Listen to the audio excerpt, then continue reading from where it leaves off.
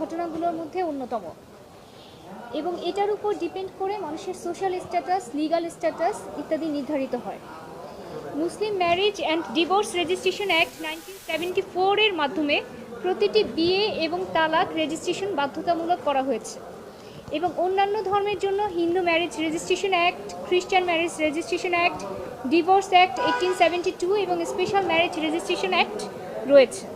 কিন্তু বিয়ে এবং ডিভোর্স ডিজিটালাইজড না হওয়ার কারণে, অর্থাৎ কোনো ধরনের কেন্দ্রীয় ডিজিটাল ডাটাবেস বা ওয়েবসাইট না থাকার কারণে বিয়ে ও তালাকের তথ্য প্রায়ই বের করাটা অসম্ভব হয়ে পড়ে এবং এই সুযোগকে কাজে লাগিয়ে সারা দেশে বিভিন্ন ধরনের প্রতারক চক্র বিয়ে ও ডিভোর্স নিয়ে প্রতারণা ব্যাপক হারে বেড়েছে। আমরা দেখেছি একই সাথে 24 বছরে 23টি বিয়ে করেছে, একই সাথে 114টি বিয়ে করতেও দেখেছি, কাবিন বাণিজ্য হতেও দেখেছি।